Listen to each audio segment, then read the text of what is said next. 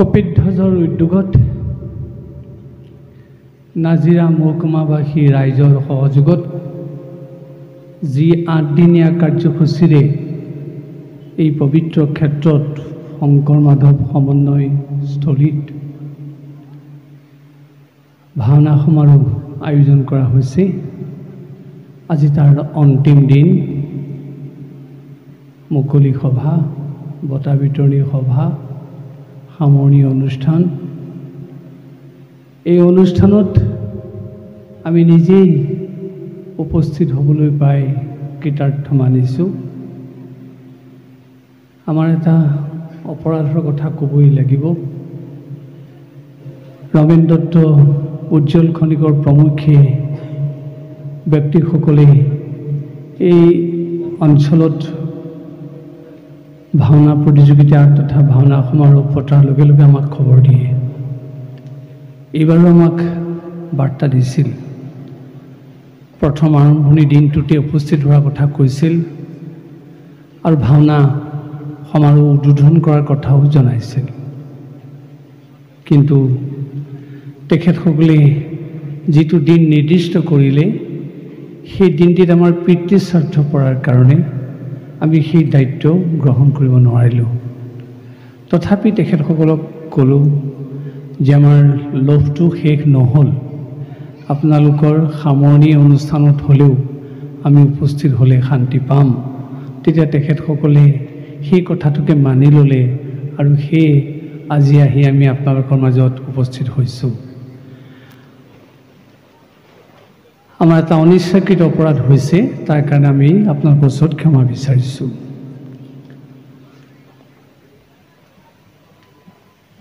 বৰ্তমান সময়ত অসমৰ সমাজ জীৱনত ভাওনাৰ এক বিশেষ প্ৰাসংগিকতা আছে।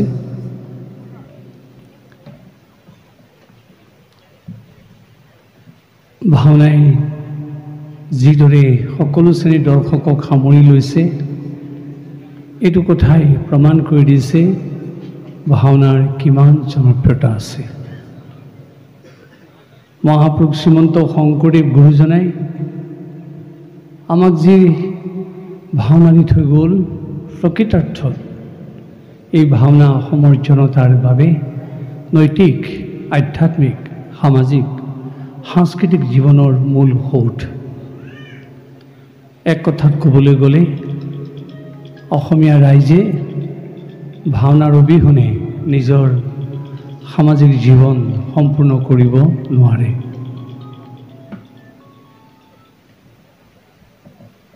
এসময়ত এনেকুৱা এটা অৱস্থাৰ সৃষ্টি হৈছিল, আজিৰ পৰা ঠিক 50-60 বছৰ আগৰ কথা। মাজতে ভাওনাৰ এটা পয়া লগা অৱস্থা আহিছিল। বাৰ্ষিক বৰসভা পাতিব লগা হ'লে ভাওনাখন বৰ টনাটনিকৈ পাতিব লগা হৈছিল। খেতিয়কজনক, দোকানীজনক গাঁৱৰ মুখিয়ালসকলে হাতে ভৰিয়ে ধৰি কয়, বচনটো গাই দিবি, মাইকী ভাওটো ল'বি, তেতিয়াহে বৰসভা সম্পূৰ্ণ হ'ব। কিন্তু তাৰ পিছত যেতিয়া প্ৰতিযোগিতা আৰম্ভ হ'ল, সমাৰোহৰ নামত ভাওনাৰ অনুষ্ঠান অনুষ্ঠিত হ'ল, সেই পয়া লগা অৱস্থাটো দূৰ হৈ গ'ল।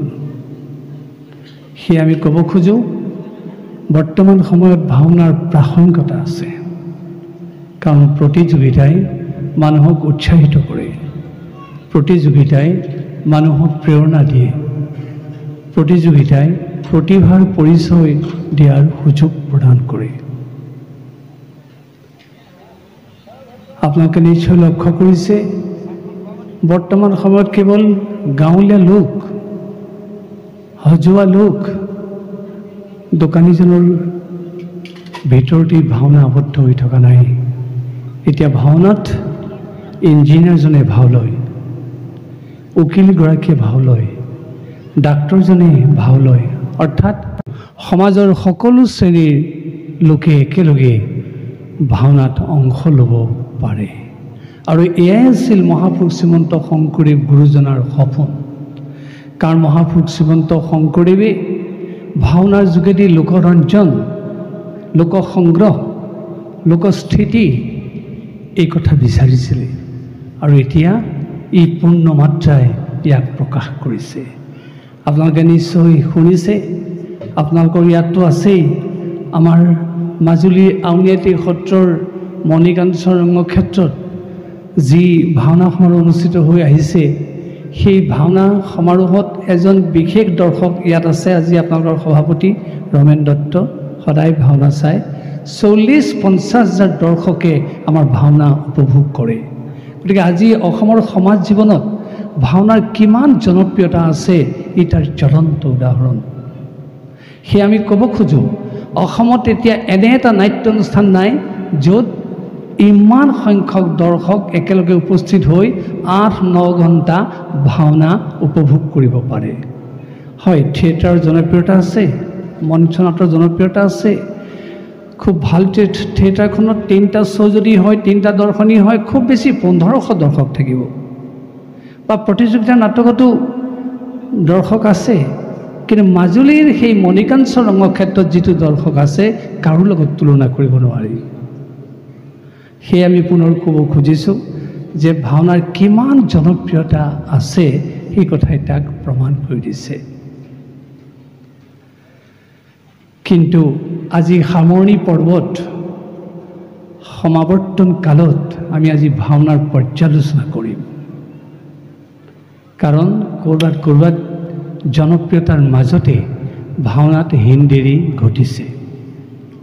আমি যদি সেইবিলাক চুচি মাজি নলওঁ, আমি সেইবিলাক যদি সুন্দৰকৈ বাতি ল'ব নোৱাৰোঁ, তেতিয়াহ'লে হয়তো ভাওনাৰ নামত কেতিয়াবা তেনেকুৱা কিছুমান ভাবুকিও অহাৰ সম্ভাৱনা আছে যে ভাওনা জীয়াই থাকিবনে নাথাকে। আমি পৰম্পৰা ঐতিহ্য গ্ৰহণ কৰিমেই। পৰম্পৰা ঐতিহ্য অবিহনে এটা ভেটি কেতিয়াও মজবুত হ'ব নোৱাৰে। এটা জাতি, এখন সমাজ গতিশীল হ'বলৈ হ'লে পৰম্পৰাৰ ভেটিটো লাগিবই, ঐতিহ্যৰ ভেটিটো লাগিবই। কিন্তু সেই বুলি কেৱল পৰম্পৰাতে খামোচ মাৰি থাকিম, ঐতিহ্যতে খামোচ মাৰি থাকিম, পৰিৱৰ্তনশীল ব্যৱস্থাটো কেতিয়াও গ্ৰহণ নকৰিম, তেতিয়া কিন্তু আমি অচল হৈ যাম। কাৰণ এসময়ত মানুহে নাহৰ গুটি লগাই পোহৰৰ ব্যৱস্থা কৰিছিল। ইলেক্ট্ৰিচিটি অহাৰ পিছত কোনো মানুহে নাহৰ গুটি যুগলৈ ঘূৰি যাব নোৱাৰে। ঠিক সেইদৰে আমাৰ গোসাঁইসকলে এসময়ত দোলাখনত গৈছিল, খাতলাখনত গৈছিল। আজি নেনো প্ৰযুক্তিবিদ্যাৰ গাড়ী অহাৰ পিছত আমাৰ কোনো গোসাঁয়ে সেই খাতলা দোলাখনলৈ ঘূৰি যাব নোৱাৰে। যদি ঘূৰি যায় আমাৰ জীৱনটো অচল হৈ যাব। সেয়ে আমি পৰিৱেশৰ লগত খাপ খাবই লাগিব, আৰু পৰিৱৰ্তনশীল অৱস্থাইহে আচলতে আমাক গতি দিব পাৰে। নামঘৰত ইংৰাজী বাক্য গাব নাপায়, বাক্য এটা মনত পৰিছে, লোভ সামৰিব পৰা নাই অপৰাধ নধৰিব। If atavism gains, you go down. If evolution gains, you go on. আদিম অৱস্থালৈ প্ৰত্যাৱৰ্তনে হৈছে মানুহৰ ধ্বংস, আৰু ক্ৰমবিৱৰ্তমান প্ৰগতি হৈছে মানুহৰ উন্নতিৰ সোপান। আপোনালোকে জানে, এসময়ত মানুহে লজ্জা নিবাৰণৰ কাৰণে গছৰ বাকলি বসন পিন্ধিছিল, পশু চিকাৰ কৰি তাকে আহাৰ ৰূপে গ্ৰহণ কৰিছিল, আৰু নিজৰ পেটটো বা তথা উদৰ পূৰণৰ কথাত চিন্তাতেই ব্ৰতী আছিল। পশুৰ দৰে হয়তো সম্ভোগ কৰিছিল, ক'ৰবাতে তেনেকৈ পৰি আছিলে। সেয়া আছিল মানুহৰ আদিম অৱস্থা, যিখিনি সময়ত মানুহে নিজক লৈ কেৱল ব্যস্ত হৈ আছিল। কিন্তু আজি আমি যদি কেৱল নিজক লৈ ব্যস্ত হৈ থাকোঁ, তেতিয়াহ'লে সেই আদিম অৱস্থালৈ আমাৰ প্ৰত্যাৱৰ্তন হোৱাটো নিশ্চিত হ'ব। সেয়ে আমি আজি পৰিৱৰ্তনশীল অৱস্থা গ্ৰহণ কৰিবই লাগিব, আৰু এই পৰিৱৰ্তনশীল অৱস্থাৰ যোগেদিহে আমাৰ গতি আমি সম্ভৱ কৰি তুলিব পাৰিম। আৰু ক্ৰমে ক্ৰমে এনেকুৱা কথাও আহিছে, এজন মানুহ অত্যন্ত আদ্যৱন্ত হৈছে, তেওঁ কোনো অভাৱ নাই, কিন্তু তেওঁ কেৱল নিজক লৈ ব্যস্ত হৈছে। কেৱল নিজক লৈ ব্যস্ত হৈ থকা জীৱনটো পশুৰ জীৱন, আদিম অৱস্থাৰ জীৱন। মানুহ শ্ৰেষ্ঠ মানুহে কেতিয়াও সেই একক জীৱনটোৰ কথা কল্পনা কৰিব নোৱাৰে। কিন্তু আজি আমি নকলেও ক'ৰবাত যেন তেনেকুৱা চিন্তাধাৰাই গ্ৰাস কৰিছে। নহ'লেনো নিজৰ ঘৰতে নিজৰ স্ত্ৰীয়ে নিজৰ স্বামীক হত্যা কৰিব পাৰেনে? নিজৰ স্বামীয়ে স্ত্ৰীক হত্যা কৰিব পাৰেনে? এই একাত্ম চিন্তাটো ইমান প্ৰবল হৈছে, যাৰ কাৰণে এনেকুৱা ভাৱনা সৃষ্টি হৈছে। সেই ভাওনাৰ যোগেদি আমি এই একাত্ম চিন্তাৰ পৰিৱৰ্তে সামূহিক চিন্তাৰ উত্তৰণ ঘটাবই লাগিব। আৰু সেই অৰ্থতেই মহাপুৰুষজনে আমাক ভাওনা সৃষ্টি কৰি থৈ গৈছিল। ভাওনাৰ যোগেদি আমাক কি উপাদান দিছে আপোনালোকে জানে? 4টা অংগৰ যোগেদি প্ৰকৃতাৰ্থত ভাওনা হ'ব পাৰে: আংগিক, বাচিক, আহাৰ্য, সাত্ত্বিক। যিটো অংগ সঞ্চালন প্ৰক্ৰিয়া, যি অংগ সঞ্চালন কৰি ভাৱৰীয়াই প্ৰৱেশ প্ৰস্থান কৰে, বচন কয়, ভাওনাত অভিনয় কৰে, সেই হ'ল আংগিক। আৰু আমি মুখেৰে যি কওঁ, সংলাপ মাতিছোঁ, স্তুতি কৰিছোঁ, তুতই চাপই গাইছোঁ, গীত গাইছোঁ, এই হৈছে বাচিক প্ৰক্ৰিয়া। আৰু যিটো বেশভূষা, ৰূপসজ্জা, সাজসজ্জা, কেশসজ্জা, এই 3টাক আহাৰ্য বুলি কোৱা হৈছে। এই আহাৰ্য নোহোৱাকৈ অভিনয় হ'ব নোৱাৰে। আৰু চতুৰ্থতে আছে সাত্ত্বিক। সাত্ত্বিকত 8টা ভাৱ আছে। সেই ভাৱকেইটা পৰিস্ফুট কৰিলেহে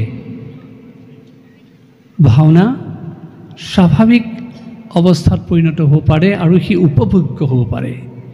সেই 8টা সাত্ত্বিক কি?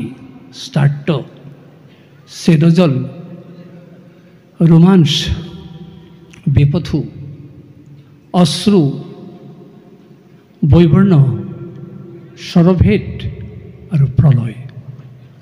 অৰ্থাৎ প্ৰথমটো কোৱা হৈছে স্টাৰ্ট মানে ঠেৰেঙা লগা অৱস্থা, ইংৰাজীত কোৱা হৈছে মোশনলেছনেছ। আৰু দ্বিতীয়টো কোৱা হৈছে সেদজল, অৰ্থাৎ গাৰ ঘাম বাহিৰ হোৱা, ইংৰাজীত কোৱা হৈছে পাৰ্সপিৰেশ্যন। তৃতীয়টো কোৱা হৈছে ৰোমাঞ্চ, এনেকুৱা অভিনয়ৰ পৰিৱেশ থাকে গাৰ নোম থিয় হৈ যায়, তাক ইংৰাজীত কোৱা হৈছে হৰিপিলেশ্যন। তাৰপিছত কোৱা হৈছে ট্ৰেমলিং, অৰ্থাৎ বেপথু, যেতিয়া গাৰ কঁপনি উঠে, কঁপনি উঠা কেতিয়াবা পৰিৱেশ ভাৱৰীয়াই সৃষ্টি কৰে, তাক বেপথু বুলি কোৱা হৈছে, তাকে ইংৰাজীত কোৱা হৈছে ট্ৰেমলিং। তাৰপিছত কোৱা হৈছে অশ্ৰু, চকু পানী ওলোৱা। ভাৱৰীয়াই কেতিয়াবা হাঁহিও চকু পানী উলিয়ায়, কান্দোনতো চকু পানী উলিয়ায়, ইংৰাজীত কোৱা হৈছে টিয়াৰ্ছ। তাৰপিছত কোৱা হৈছে স্বৰভেদ, কেতিয়াবা ভাৱৰীয়াই বচন মাতোতে তেওঁৰ মাতৰ কম্পন ঘটে, তাকে স্বৰভেদ বুলি কোৱা হৈছে। আৰু তাকে কোৱা হৈছে ইংৰাজীত চেঞ্জ অফ ভইচ।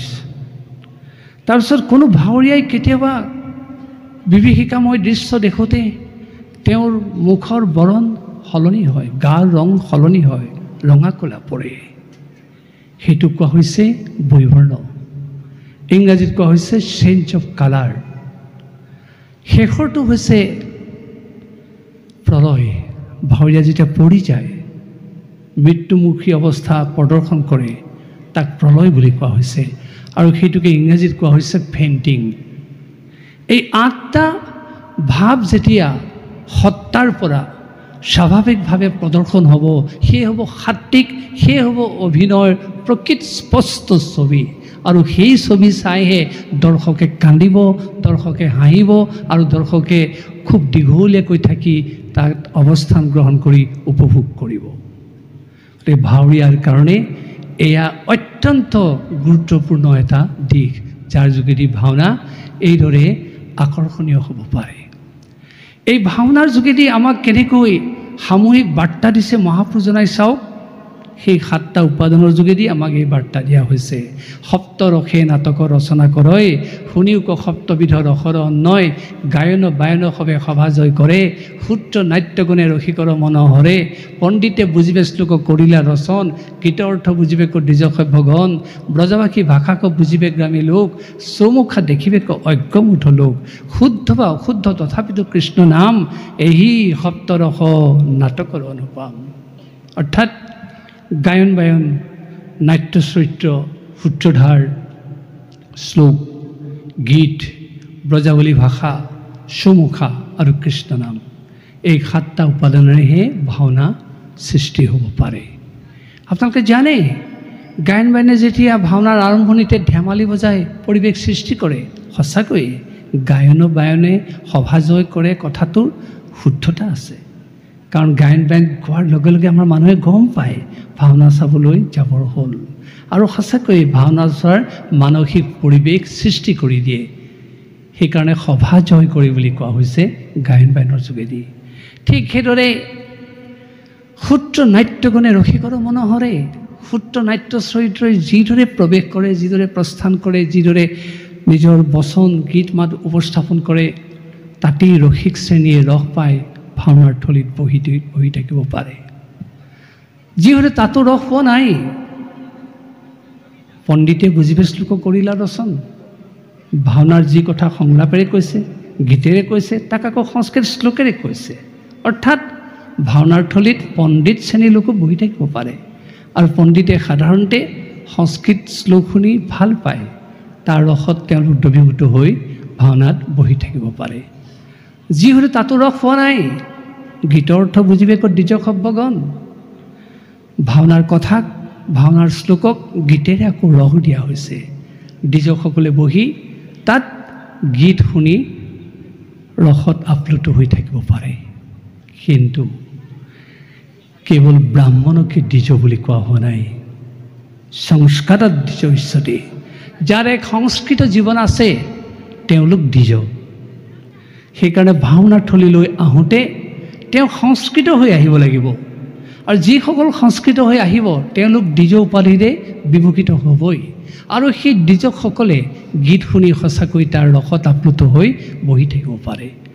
যি তাতো ৰস পোৱা নাই, ব্ৰজাৱলী ভাষাক বুজিবে গ্ৰামী লোক, মহাপুৰুষজনে অংকীয়া ভাওনা সৃষ্টি কৰোঁতে যিটো ভাষা দিলে, ব্ৰজত কোৱা ভাষা, কৃষ্ণই কোৱা ভাষা ব্ৰজাৱলী ভাষা, গাঁৱৰ লোকসকলে শুনিলেই যাতে তাৰ তত্ত্ব অনুধাৱন কৰিব পাৰে। যি হয়তো ভাষাটো ৰস পোৱা নাই, চৌমুখা দেখিবে অজ্ঞমূঢ় লোক, এনেদৰে ভাওনাত এটা উপাদান দিয়া হ'ল চৌমুখা। যি চৌমুখা দেখাৰ লগে লগে ভাওনাৰ বিষয়বস্তু সহজে অনুধাৱন কৰিব পাৰে। সঁচা, 10 মূৰৰ যেতিয়া এজন ভাৱৰীয়া প্ৰৱেশ কৰিব, তাত সাক্ষৰ জ্ঞানৰ প্ৰয়োজন নাই। ল'ৰাৰ পৰা বুঢ়ালৈ কৈ দিব যে ৰাৱণ আহিছে। যদি বান্দৰৰ বেশভূষা পিন্ধি আহে, সেই নিৰক্ষৰজনেও কৈ দিব বান্দৰৰ চৰিত্ৰ প্ৰৱেশ কৰিছে। যদি ৰাক্ষসৰ মুখা পিন্ধি আহে, তাতো একেটাই উত্তৰ, তাতো সাক্ষৰ জ্ঞানৰ প্ৰয়োজন নাই, যে ৰাক্ষস আহিছে বুলি তপৰাই কৈ দিব। আৰু শেষৰটো হৈছে শুদ্ধ বা অশুদ্ধ তথাপিতো কৃষ্ণ নাম। যে আমাৰ এনে এক শ্ৰেণীৰ দৰ্শক আছে, ভাওনা ভাল হওক বেয়া হওক, বুজক বা নুবুজক, কৃষ্ণ তত্ত্ব পান কৰিবৰ কাৰণে, কৃষ্ণ তত্ত্বৰ ৰস তেওঁলোকে পান কৰিবৰ কাৰণে ঢপলিয়াই আহে। এয়াই হৈছে ভাওনাৰ মূল উপাদান। কিন্তু এই উপাদানৰ মাজত সোমাই আছে সমন্বয়ৰ মহাবাৰ্তা। যি ভাওনাৰ থলীত পণ্ডিত বহি থাকিব পাৰে, দ্বিজ বহি থাকিব পাৰে, সাক্ষৰজন বহি থাকিব পাৰে, নিৰক্ষৰজন বহি থাকিব পাৰে, আবাল বৃদ্ধ বনিতা সকলোৱে একেলগে বহি ভাওনা চাব পাৰে। এনে মহা সমন্বয়ৰ বাৰ্তা দিয়া অনুষ্ঠান ভাওনাৰ বাহিৰে পৃথিৱীৰ ক'তো বিচাৰি পোৱা নাযায়। কেৱল অসমৰ ভাওনাহে এই মহা সমন্বয়ৰ বাৰ্তা দিছে। আমি কিয় এই কথাটো জোৰকৈ কৈছোঁ আপোনালোকে চাব। ভাৰতত বিভিন্ন সাংগীতিক অনুষ্ঠান আছে, নাট্য অনুষ্ঠান আছে, সকলো শ্ৰেণীৰ দৰ্শক নাযায়। কিন্তু অসমৰ ভাওনা সকলোৰে কাৰণে খোলা, সকলোৱে কোনেও নমতাকৈ আহি একেলগে ভাওনা উপভোগ কৰিব পাৰে। গতিকে এই যিটো মহাসমন্বয়ৰ বাৰ্তা আমি যদি সঁচা অৰ্থত প্ৰতিফলিত ঘটাব পাৰোঁ, আমাৰ সমাজ জীৱনত থকা অসূয়া প্ৰীতি আমি নাইকিয়া কৰিব পাৰিম। ভাওনা চাই তাতে আমি ক্ষান্ত থাকিলে নহ'ব। এই মহাসমন্বয়ৰ বাৰ্তা আমি ঘৰলৈ লৈ যাব লাগিব, গাঁৱলৈ লৈ যাব লাগিব, আমাৰ সমাজখনলৈ লৈ যাব লাগিব। তেতিয়াহে ভাওনা চোৱাৰ সাৰ্থকতা থাকিব। আমি যদি ইয়াৰ পৰা লৈ গৈ সঁচাকৈয়ে আমাৰ সকলোৰে মাজত সেই ভাতৃত্ববোধ আকৌ আমি স্থাপন কৰিব পাৰোঁ, বসুধৈৱ কুটুম্বকম এই ভাৱটো যদি আমি আনিব পাৰোঁ, আমাক আৰু কি লাগে? কিন্তু আজি ইমান ভাওনা চোৱাৰ পিছতো কোনেও ক'ব নোৱাৰে যে আমাৰ অসূয়া প্ৰীতি নাইকিয়া হৈছে। গতিকে ভাওনা কেৱল মনোৰঞ্জনৰ আহিলা নহয়। গতিকে আমি ভাওনাক সেই ধৰণে গ্ৰহণ কৰিবই লাগিব। আৰু প্ৰকৃতাৰ্থত ভাওনাৰ যোগেদি আমাৰ জীৱনটো পৰিশীলিত কৰা হৈছে। তাৰ উদাহৰণ ভাৱৰীয়াৰ চৰিত্ৰ, ভাওনাৰ চৰিত্ৰ কেনেকৈ চাওক। উৎপল খনিকৰ আৰু অকণমান যদু দত্তই সহায় কৰিব আমাক। আমি দুই এটা উপমা দিবলৈ বিচাৰিছোঁ। যেতিয়া এজন উদ্ধত চৰিত্ৰৰ ভাওনাত প্ৰৱেশ কৰে, তেওঁৰ অহংকাৰ থাকিব পাৰে, দৈত্যদানৱ হ'ব পাৰে, কিন্তু তাৰ মাজতে তেওঁক ভাওনাৰ প্ৰৱেশৰ বাজনাৰ যোগেদি, বোলৰ যোগেদি তেওঁক এটা নিয়ন্ত্ৰিত ৰূপ দিয়া হয়। কেনেকৈ চাওকচোন, এই গীতটো শুনক।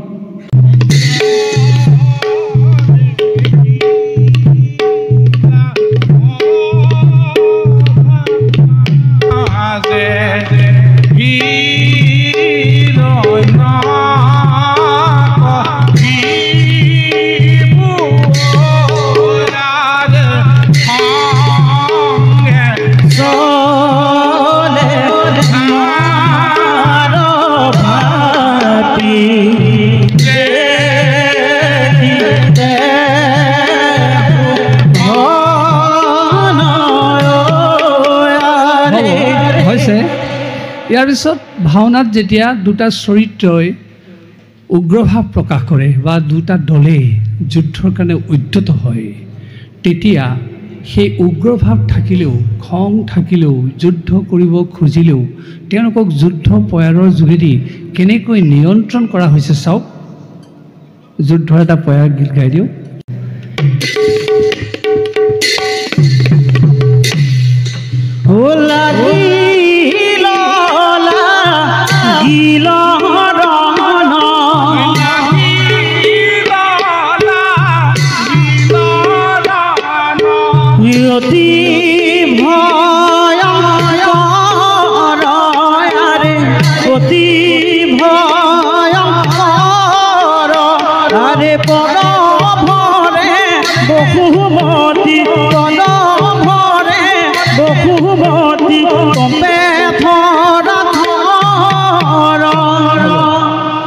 চাওক, যুদ্ধ কৰিছে সঁচা, সংভাৱ প্ৰকাশ কৰিছে সঁচা, কিন্তু কেনেকৈ তেওঁলোকক এটা মাৰ্জিত ৰূপ প্ৰদান কৰা হৈছে, এয়া ভাওনাৰ মূল উপজীব্য।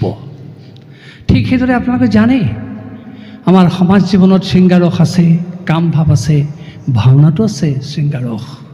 এজন ভাৱৰীয়াই যেতিয়া এগৰাকী স্ত্ৰীক হৰণ কৰিব খুজিছে, অশ্লীল ভাৱেৰে নহয়, উচ্ছৃংখল ভাৱেৰে নহয়, শৃংখলিত ভাৱেৰেহে তেওঁক হৰণ কৰিব খুজিছে, যাৰ কাৰণে বেলৱাৰ আগত ৰূপক তালত সেই গীতটো গোৱা হৈছে। আৰু তাৰ লগতে স্ত্ৰীগৰাকী উশাৰিবৰ কাৰণে ভূপালীৰ আগত সেই ৰূপক তালত সেই গীতটো সেইদৰে জুৰিছে।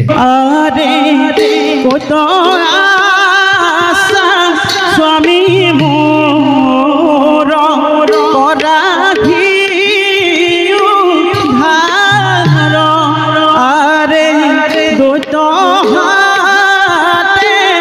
আজি মোৰ নহ'ব নিস্তাৰ, আৰে দৈত হাতে আজি মোৰ নহ'ব নিস্তাৰ।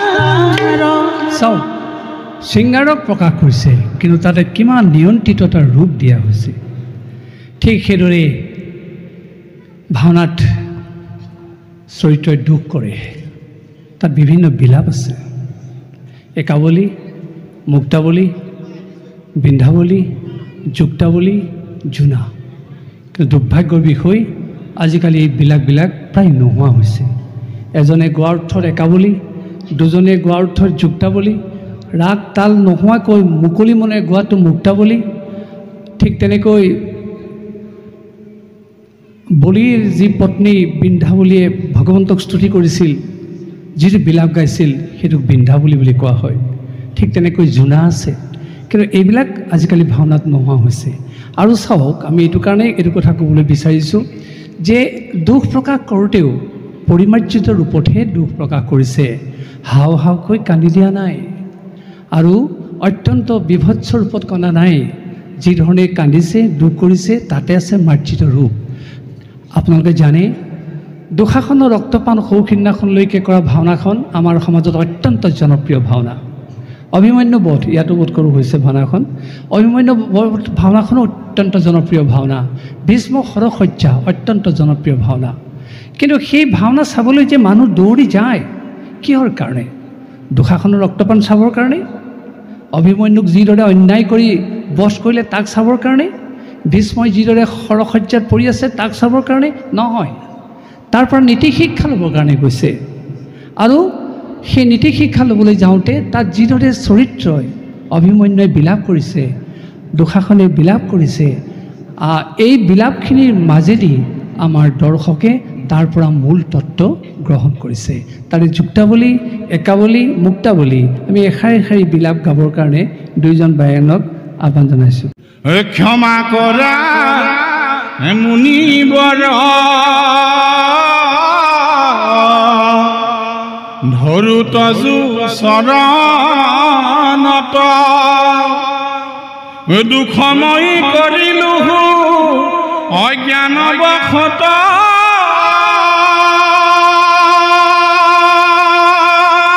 প্ৰাণ হৰিয়ে। চাওক, মুক্তাৱলী খোল বজোৱা নাই, তাল বজোৱা নাই, কিমান আকৰ্ষিত এটা বিলাপ। যিটো বিলাপত চৰিত্ৰটো সুখভাৱ প্ৰকাশ কৰিবই, দৰ্শকেও কান্দি থাকিব। তেনেকৈ যুক্তাৱলী আৰু একাৱলী এফাকি গাওক। কৈত গৈলা পিতা মোৰ, পাৰ্থ মহাবীৰ হাইৰে, কি লিখিলা মোৰ ভাগত, মৃত্যু কালে নেদেখিলো ৰাম কৃষ্ণক মই হাইৰে, কি লিখিলা মোৰ কপালে। দুঃশাসনৰ ৰক্তপানৰ বিলাপটো গাই দিয়ক একাৱলী। যদু গোৱা। নামাৰিবা বিকুদৰ, ধৰ চৰণত, বিধি কিনো মোৰ কপালে লিখিলা, নামাৰিবা বিকুদৰ, ধৰ চৰণত, বিধি কিনো মোৰ কপালে লিখিলা। হৈছে নিশ্চয় আপোনালোকে অনুভৱ কৰিছে যে একাৱলী, মুক্তাৱলী, যুক্তাৱলী, বিন্ধ্যাৱলী, জোনা এই বিলাপবিলাকত কিমান তাত গভীৰতা সোমাই আছে, আৰু কিমান তাত গভীৰতা সোমাই আছে, কিমান তাত আকৰ্ষণীয় ৰূপ সোমাই আছে। আৰু আকৌ কৈছোঁ, এনে বিলাপ শুনাৰ পিছত ভাৱৰীয়াই বাগৰি বাগৰি কন্দাৰ পিছত কোনো দৰ্শক ৰৈ থাকিব নোৱাৰে। কিন্তু আজিকালি আপোনালোকে দেখিছে ভাওনাত দৰ্শকে কন্দাটো খুব কমেই থাকে। গতিকে এইটো কিয় হৈছে? ভাওনাৰ স্বকীয় ৰূপটো হেৰুৱাই পেলাইছে। সেয়ে আমি এইখিনি কথা আজি উপস্থাপন কৰিছোঁ। ভাওনাৰ এই স্বকীয় ৰূপখিনি যদি আমি ঘূৰাই আনিব পাৰোঁ, কোনো অনুষ্ঠানে ভাওনাক কেতিয়াও নিষ্প্ৰভ কৰিব নোৱাৰে আৰু চন্দ্ৰ সূৰ্য থকালৈকে ভাওনা এনেকৈ সমাদৃত হৈ থাকিব আৰু জিলিকি থাকিব। আৰু যি ভাওনাহে আমাক প্ৰকৃত সামাজিক বান্ধোন মানে বান্ধি ৰাখিব পাৰিব। পুৰণা যুদ্ধবাহী গাব খুজিছে।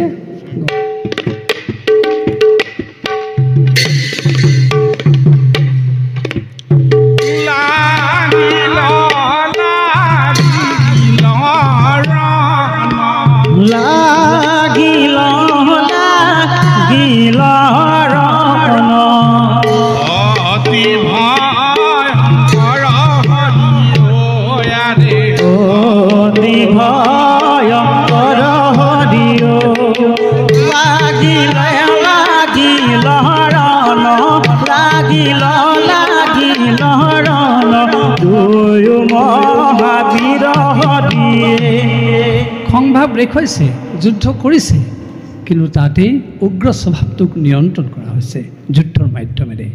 এইদৰে আমি পুনৰ ক'ব খোজোঁ যে ভাওনাৰ প্ৰতিটো কথাই আচলতে আমাৰ শৃংখলিত জীৱনটোক ই এটা পূৰ্ণ মাত্ৰা প্ৰদান কৰে।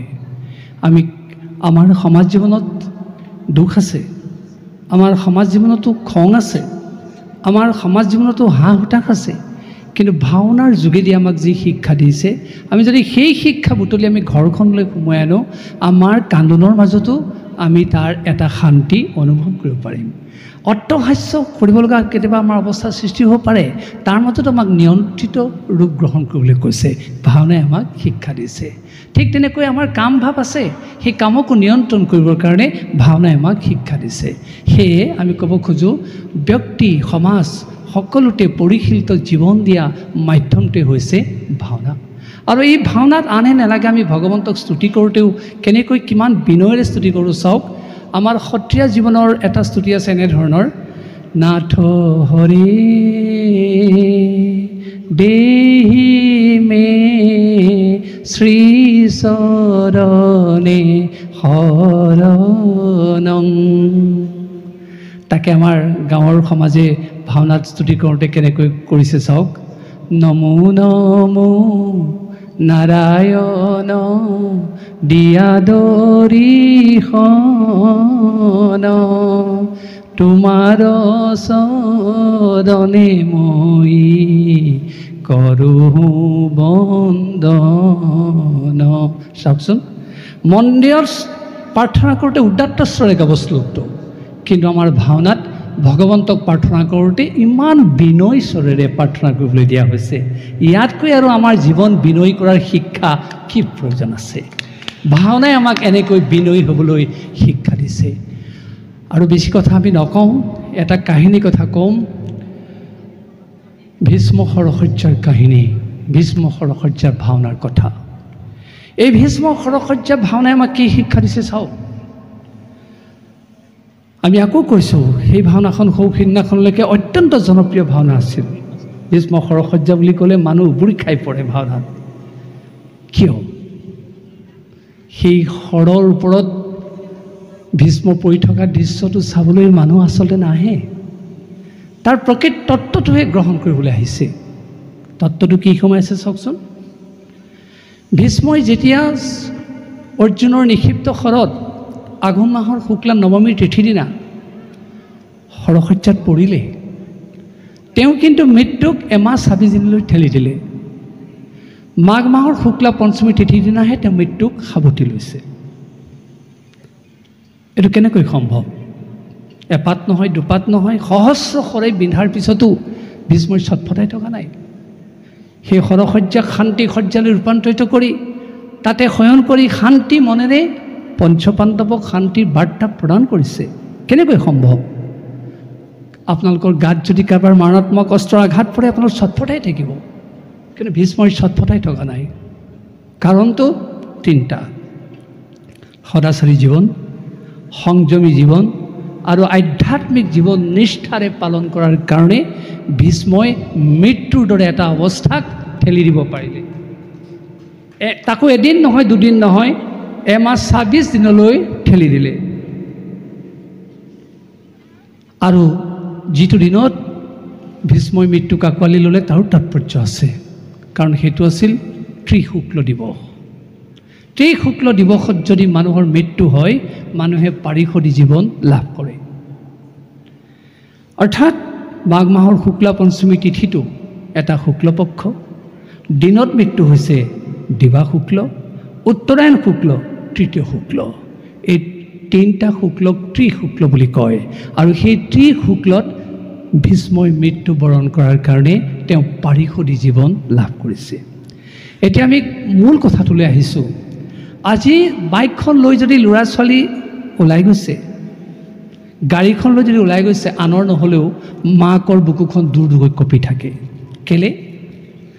যে মাকে ভাবি লৈছে যে বৰ্তমান সময়ত দুৰ্ঘটনাত পতিত হৈ যিদৰে মৃত্যু হৈছে, মোৰ ল'ৰা ছোৱালীজনীও বাইকখন লৈ গাড়ীখন লৈ গৈছে সঁচা, ঘৰলৈ সশৰীৰে ঘূৰি আহিবনে নাহে তাৰ কাৰণে বুকুখন কঁপি থাকে। তাৰ কাৰণে বাইকখন দুখী নহয়, গাড়ীখন দুখী নহয়। দুখটো ক'ত আছে? সচেতনতাৰ অভাৱ। বাইকখন দিয়াৰ আগতেই, গাড়ীখন দিয়াৰ আগতেই মাক দেউতাকে যদি ল'ৰাটো আৰু ছোৱালীজনীক ক'লেহেঁতেন, বপাই আইজনী তই কোৱাৰ লগে লগে গাড়ীখন দিলোঁ, বাইকখন দিলোঁ, কিন্তু সচেতন হৈ গাড়ীখন চলাবি। আৰু কেৱল গাড়ী চলোৱা মুহূৰ্ততে নহয়, তই জীৱনটো আৰম্ভ কৰা মুহূৰ্তৰ পৰা সদাচাৰী হবি, সংযমী হবি, আৰু হৃদয়ৰ মাজত আধ্যাত্মিক চিন্তা ৰোপণ কৰি ল'বি। এই শিক্ষা দিয়কচোন, এই মন্ত্ৰ দিয়কচোন। তাৰপিছত তেওঁলোকে বাইক লৈ ওলাই যাওক, গাড়ীখন লৈ ওলাই যাওক, গৈয়ে দুৰ্ঘটনাত পতিত হৈ তেওঁলোকৰ অকাল মৃত্যু হ'ব নোৱাৰে। কিন্তু আজি সেই মন্ত্ৰ দিয়াটো অভাৱ ঘটিছে। সেয়ে আমি ক'ব খোজোঁ আজি ভীষ্ম নহ'ব পাৰে, কিন্তু ভীষ্মৰ দৰে সদাচাৰী, সংযমী আৰু আধ্যাত্মিক জীৱন যদি যাপন কৰে তেওঁলোকৰ কেতিয়াও অকাল মৃত্যু হ'ব নোৱাৰে। ১০০ বছৰ পৰমায়ুস কলিযুগৰ কমেও ১০০ বছৰ তেওঁ বিনা দ্বিধাই অতিক্ৰম কৰিব পাৰিব। আৰু সেয়ে আমি ক'ব খোজোঁ এই ভীষ্ম সৰসজ্জা ভাওনাৰ পৰা যদি সেই মন্ত্ৰ সঁচা অৰ্থত বুটলি লৈ প্ৰতিফলন ঘটাব পাৰে, অকাল মৃত্যু আপোনাৰ ঘৰখনত আপুনি প্ৰতিৰোধ কৰিব পাৰিব। আৰু আপোনাৰ ল'ৰা ছোৱালীক লৈ আপুনি কেতিয়াও হাহাকাৰ কৰিব নালাগে। গতিকে ভাওনাই এয়া আমাক তত্ত্ব দিছে। গতিকে আমি সেই মাধ্যমেৰে যদি ভাওনা গ্ৰহণ কৰোঁ, সেই ভাওনাৰ তত্ত্ববিলাক যদি আমি আমাৰ জীৱনত প্ৰতিফলন ঘটাবলৈ চেষ্টা কৰোঁ, দেখিব আমাৰ হাঁহ হুমুনিয়া কমি যাব, হতাশা কমি যাব, হাহাকাৰ ধ্বনি নাইকিয়া হ'ব, অশান্তি নাইকিয়া হ'ব, আৰু আমি পূৰ্ণ জীৱন লাভ কৰিম। আমি এইদৰে ভাওনাক সাৱটি ল'ব লাগিব। আমি আশা কৰিম কপিধ্বজৰ উদ্যোগত যি ভাওনা ইয়াত অনুষ্ঠিত কৰা হৈছে, এয়া গতানুগতিক পৰম্পৰা থকা এক ভাওনা সমাৰোহ নহয়, ভাওনা প্ৰতিযোগিতা নহয়। আপোনালোকে ৮ দিন ভাওনা কৰাৰ পিছত আজি এই সমাৱৰ্তনৰ দিৱসত আপোনালোকে সংকল্প ল'ব লাগিব যে আমি এই ৮ দিনীয়া ভাওনা উপভোগ কৰাৰ পিছত আমি ভাওনাৰ এই তত্ত্ববিলাক আখৰে আখৰে প্ৰতিপালন কৰিবলৈ চেষ্টা কৰিম। আৰু তেতিয়াহে এই ৮ দিনীয়াকৈ সমাৰোহ পতাৰ সাৰ্থকতা থাকিব। আৰু আপোনালোকে যদি সঁচা অৰ্থত সেই তত্ত্বৰ অনুশীলন কৰে, আপোনালোকৰ মাজৰ পৰা ব্যভিচাৰী অসুৰটো নাইকিয়া হ'ব, অপৰাধ প্ৰৱণতাৰ দৈত্যটো আঁতৰি যাব, আপোনালোকৰ অকাল মৃত্যু নোহোৱা হ'ব। আৰু যদি সেই অৱস্থাৰ সৃষ্টি হয়, অসমৰ গাঁৱে ভূঞে নগৰে চহৰে ভাওনা কৰি থকা ব্যক্তিসকল এদিন আপোনালোকৰ মাজলৈ আহিব, আহি আপোনালোকক সুধিব আপোনালোকে কি শক্তিৰে বলিয়ান হৈ এই ব্যভিচাৰী অপৰাধ প্ৰৱণতাৰ দৰে দৈত্য অসুৰক দূৰতে বিদূৰ কৰিলে আৰু সকলোৰে মাজত সমন্বয় স্থাপন কৰিলে, অকাল মৃত্যু নোহোৱা কৰিলে। উত্তৰ দিব পাৰিব ২০২৪ চনৰ এই ৮ দিনীয়া কাৰ্যসূচীৰে পালন কৰা ভাওনা সমাৰোহৰ যোগেদি আমি এই মন্ত্ৰ গ্ৰহণ কৰিছোঁ। সেইদিন সমাগত হওক তাকে আমি কামনা কৰিছোঁ। সৰ্বশেষত ভাওনাৰ সেই অতি মূল্যৱান যিটো বাণী, সেইটো বাণীৰ কথা কৈ আমাৰ কথাখিনি সামৰণি মাৰিম। সেই বাণীটো কি? গায়ন বায়নৰ সন্মুখত সদায় সেই বাণী আপোনালোকে শুনিয়ে আছে, আমি মাত্ৰ দোহাই দিছোঁ। যে শ্ৰীমজ্জসূদাসুতপদকমলে নাস্তি ভক্তি নাৰায়ণম যেসাং আবিরকন্যা প্রিয় গুণকথনে নানুদক্তার সজ্ঞা যেসাং শ্রীকৃষ্ণ লীলা ললিতা নিষাদ্র নৈব কর্ণ ধিক্তাং ধিক্তাং ধিকিতাং কথাটি নিয়তং কীর্তনশ্রমীরঙ্গ। অর্থাৎ যাৰ যশোদাৰ পুত্ৰৰ চৰণকমলত ভক্তি নাথাকে, যিসকলে আভিৰ কন্যা গোপীসকলৰ কথা মনোযোগেৰে নুশুনে আৰু যিসকলে শ্ৰীকৃষ্ণৰ লীলা কথা সাদৰেৰে কৰ্ণেৰে শ্ৰৱণ নকৰে, ধিকিতাং ধিকিতাং ধিকিতাং কথাটি নিয়তং কীৰ্তনশ্ৰমীৰঙ্গ, তেওঁৰ জীৱনটোক ধিক্কাৰ দিয়া হৈছে। খোলৰ বোলেৰে মৃদংগৰ বোলেৰে তেওঁৰ জীৱনটোক শতধিক্কাৰ দিয়া হৈছে আৰু কোৱা হৈছে কৃষ্ণ ভক্তিহীন জীৱন এডাল জগা কাঠৰ দৰে। আপোনালোকে জগা কাঠ হয়তো বহুতে দেখা নাই, কিন্তু নৈৰ পৰীয়া মানুহে জগা কাঠ চিনি পায়। যেতিয়া ব্ৰহ্মপুত্ৰত বাৰিষা কাঠ উঠি আহে, তাত ক'লা কেটেপা এডাল কাঠ আহে। সেই কাঠডাল কোনোবাই কিবা কাৰণতে মৰমতে ঘৰলৈ বুটলি আনি কি কৰে? জুই লগাই তাৰ মাত্ৰ জুই ফুৱাই ফুৱাই উমটো লয়, অৰ্থাৎ জগা কাঠৰ পৰা একো কৰিব নোৱাৰে। কিন্তু সেইখন নৈতে এডাল যদি মূল্যৱান কাঠ আহিছে, তাক যদি মানুহে ঘৰলৈ লৈ আহিছে, তাৰ পৰা মূল্যৱান সম্পদ তৈয়াৰ কৰিব পাৰে। সেয়ে আমি কোনেও জগা কাঠ হ'বলৈ নিবিচাৰোঁ। আমি ভাওনাৰ যোগেদি সকলোৱে মূল্যৱান সম্পদলৈ ৰূপান্তৰিত হ'বলৈ বিচাৰোঁ। এই আহ্বান জনাই আপোনালোক সকলোলৈকে পুনৰবাৰ শ্ৰদ্ধা বঢ়াই আমাৰ ত্ৰুটি বিচ্যুতিৰ ক্ষমা বিচাৰি আমাৰ কথাখিনি ইমানতে সামৰি মাৰিছোঁ। আৰু সৰ্বশেষত আপোনালোকৰ এই যাত্ৰা জয় যাত্ৰা হওক। ৰমেন দত্তক কৈছোঁ, আকৌ কৈছোঁ, দুবছৰ কিয় বছৰে বছৰে ভাওনা পাতিব, তেতিয়া আমাৰ সমাজখন আৰু ওপৰলৈ উঠি যাব। সৰ্বে ভবন্তু সুখিনঃ, সৰ্বে সন্তু নিৰাময়া, সৰ্বে ভদ্ৰাণি পশ্যন্তু, মা কশ্চিৎ দুঃখ ভাগ ভৱেৎ। এইখিনি কথাৰেই আমাৰ কথাখিনি সামৰি মাৰিছোঁ। নমস্কাৰ।